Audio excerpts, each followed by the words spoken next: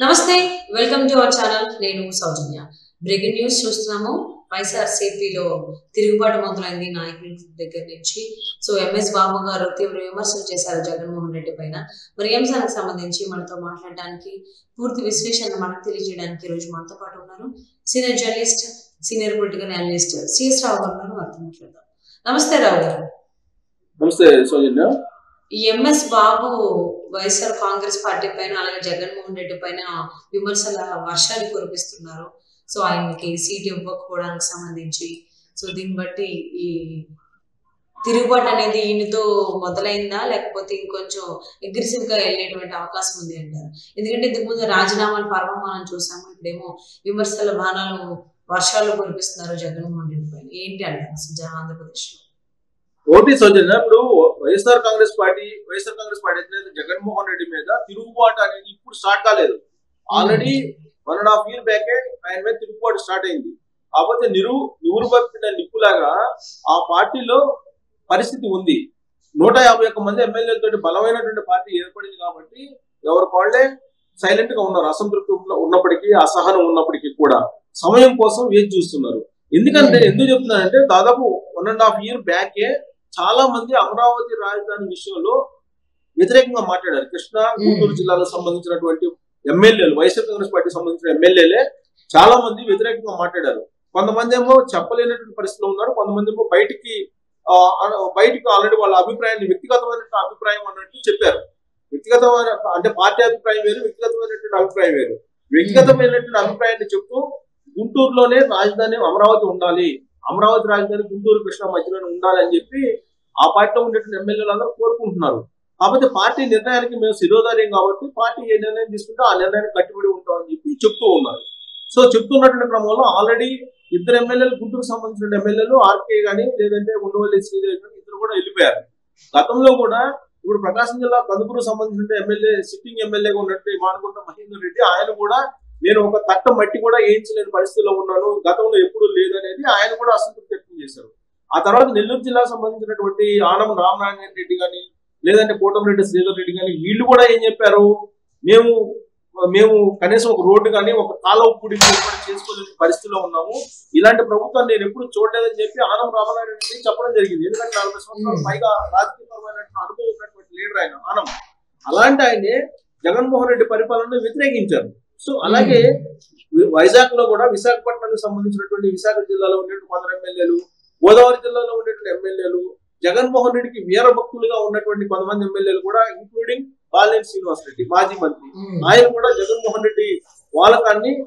తప్పుపట్టారు చాలా సందర్భాల్లో కూడా అంటే దీని అర్థం ఏంటి 1.5 years బ్యాకే తిరుగుబాటు మొదలైంది వైఎస్ఆర్ కాంగ్రెస్ పార్టీలో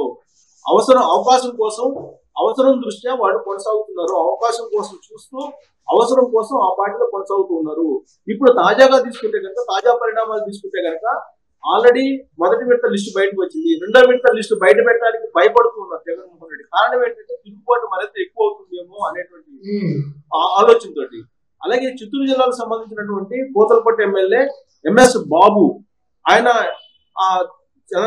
జగన్మోహన్ రెడ్డి కలిసిన సందర్భంగా జగన్మోహన్ రెడ్డి ఆయన ప్రశ్నించడం జరిగింది ఆయన పూతలపట్టు ఎమ్మెల్యే ఎంఎస్ బాబు నా తప్పే ఉంది నా మీద విమర్శలు కాదు ఆ ఉండేటువంటి పెద్ద రెడ్లు ఇద్దరు ఎవరైతే ఉన్నారో వాళ్ళు ఏం చెప్తే నేను అది చేశాను కదా నేను చేసిన తప్పేంటని చెప్పి నేరుగా జగన్మోహన్ రెడ్డిని ఆయన ప్రశ్నించడం జరిగింది చిత్తూరు జిల్లా తిరుపతిలో ఓసీ ఎమ్మెల్యేల పైన లేనటువంటి వ్యతిరేకత ఎస్సీ ఎమ్మెల్యేల మీద ఎందుకు ఉంటుంది ఓసీకి సంబంధించిన ఎమ్మెల్యేలు ఒక్కళ్ళు కూడా స్థితిలో మార్చలేదు మరి నన్ను ఎందుకు మారుస్తున్నారు నేను చేసిన తప్పేంది నా మీద ఒకవేళ వ్యతిరేకత ఉంటే ఇప్పుడు దాన్ని ఆ పెద్ద అక్కడ ఉండేటువంటి రెడ్లు కూడా వర్తింపజేయాలి కదా అని చెప్పి ఆయన తిరుగుబాటు ఆయన మీడియా ముందుకు వచ్చి మాట్లాడుతున్నారు పూతలపట్టు ఎమ్మెల్యే ఎంఎస్ బాబు ఇప్పుడు జగన్మోహన్ రెడ్డిని డైరెక్ట్ గా అడుగుతున్నారు నేను చేసిన తప్పేంటి నేను ఆ ఇద్దరు రెడ్లు చెప్పిందే చేశాను కదా ఆ ఇద్దరు రెడ్లు ధిక్కరించి నేను చేయలేదు కదా అని చెప్పి చెబుతున్నారు కానీ జగన్మోహన్ రెడ్డి ఏం చెప్తున్నారు ఐపాక్ సర్వే అనుకూలంగా లేదు కాబట్టి నీకు సీటు ఇవ్వలేను అని చెప్పి చెప్తున్నారు ఏంటి అసలు ఐపాక్ సర్వే ఏంటి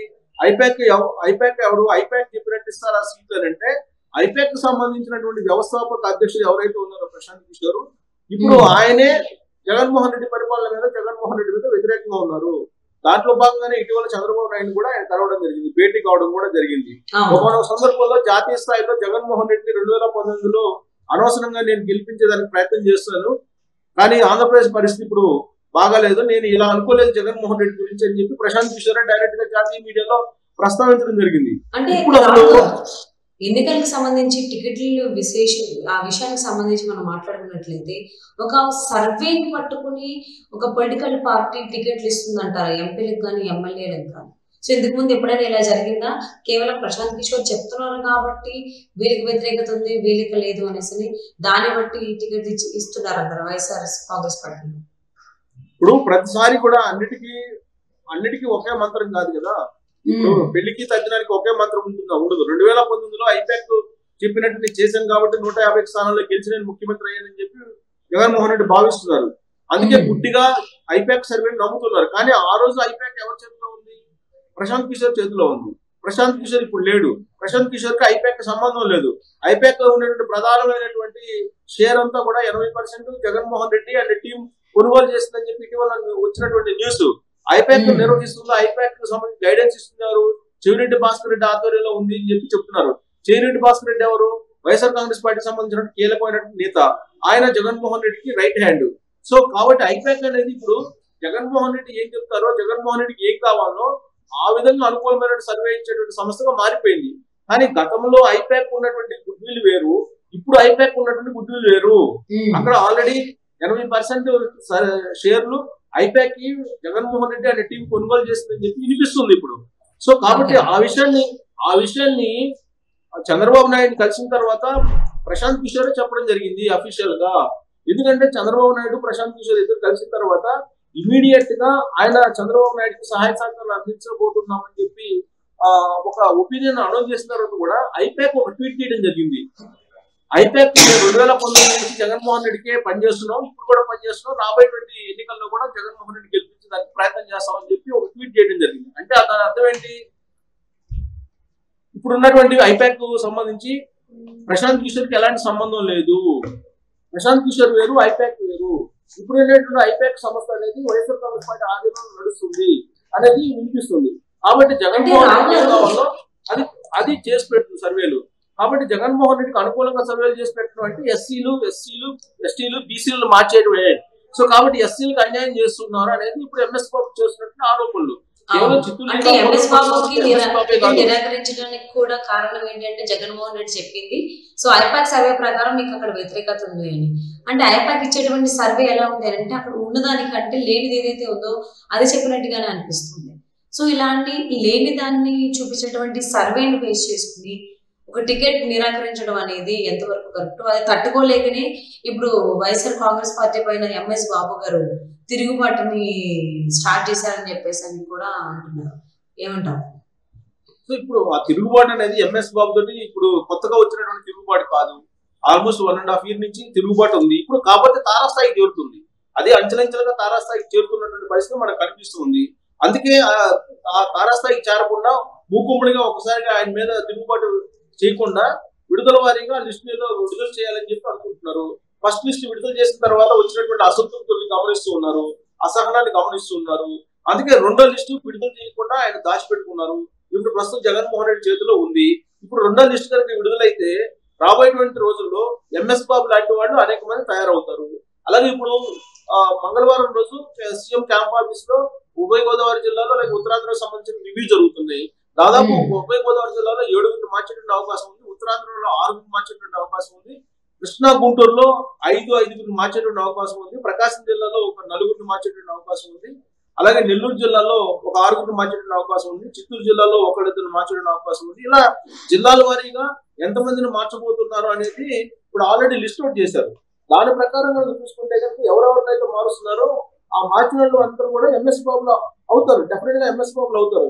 ఎంఎస్ బాబు సో రెండో విడత జాబితాలో గోదావరి జిల్లాలో 9 మంది ఎమ్మెల్యేలను, అనంతపురం 7, కృష్ణాలో 6, ప్రకాశం జిల్లాలో 4, విశాఖలో 4, పశ్చిమ గోదావరిలో 3, శ్రీకాకుళం జిల్లాలో 2 ఎమ్మెల్యేలను మారుస్తున్నట్టు వైఎస్ఆర్ కాంగ్రెస్ పార్టీ అంతర్గతంగా జరుగుతున్నటువంటి చర్చ ఆ పార్టీలో. తాజాగా అనంతపురం ఎంపీగా ఉన్నటువంటి తలారి రంగయ్యను కళ్యాణదుర్గం అసెంబ్లీకి మార్చబోతున్నారు. అలాగే మడకసిరకు సంబంధించిన శుభ కుమార్ని పెనుగొండకు మంత్రి ఉషశ్రీ చరణ్ ని మార్చబోతున్నారు. అలాగే హదిరికి మక్బుల్, దర్శికి బూచేపల్లి శివప్రసాద్ రెడ్డి, జగ్గంపేట తోట నరసింహం, పిఠాపురం ఎంపీ వంగా గీత, ఎమ్మిగనూరు మాచిని వెంకటేష్, సింగనమల శ్రీనివాసమూర్తి ఆల్ సెమంతకమణి లేదా యామినిపాల, ఎర్రగొండపాలెం తాడిపట్టి చంద్రశేఖర్, పత్తిపాడు జానకీదేవి, పరుపుల సుబ్బారావు, ఎద్దులూరికి సిద్ధారాఘవరావు లేదా సత్యనారాయణ రెడ్డి లేదా వంశీధర్ రెడ్డి వీళ్ళని పరిశీలిస్తున్నారు ఇన్ఛార్జీలుగా నియమించడానికి. సో కనిగిరిలో నాగార్జున రెడ్డిని కొనసాగిస్తారని చెప్పి తెలుస్తుంది. ఆలూరు, రాయదుర్గం, రాజాం, ఇచ్చర్ల, విజయవాడ పశ్చిమ, విజయవాడ సెంట్రల్, పెనమలూరు, జగ్గయ్యపేట, పాయకరావుపేట, పెందుర్తి, పెడన, ఉదయగిరి, గంగాధర నెల్లూరు, బద్వేలు, కోడమూరు, పి గన్నవరం, రాజోలు నియోజకవర్గాల్లో ఖచ్చితంగా మార్పులు అనేటువంటి అవకాశం ఉందని చెప్పేసి ఇప్పుడు వైఎస్ఆర్ కాంగ్రెస్ పార్టీలో అత్యంత విశ్వసనీయంగా తెలుస్తున్నట్టు సమాచారం. సో ఇప్పటికే వాళ్ళలో అలజడి మొదలైంది. సో ఎంఎస్ బాబు లేక వీళ్ళు కూడా రివర్స్ అయితే తిరుగుబాటు చేసేటువంటి ఛాన్సెస్ లేకపోలేదు. ఓకే, సో ఇప్పుడున్నటువంటి వ్యతిరేకత ఏదైతే ఉందో అది జగన్మోహన్ రెడ్డి ఇంకా పెంచుకునేటువంటి అవకాశాలు ఎక్కువగా ఉన్నట్టుగా తెలుస్తుంది. సో ఈ మార్పుల చేర్పులకు సంబంధించి సో మరి ఏం చేస్తారు దీనికి సంబంధించి జగన్మోహన్ రెడ్డి చూద్దామండి. And thank you so much for spending your valuable time.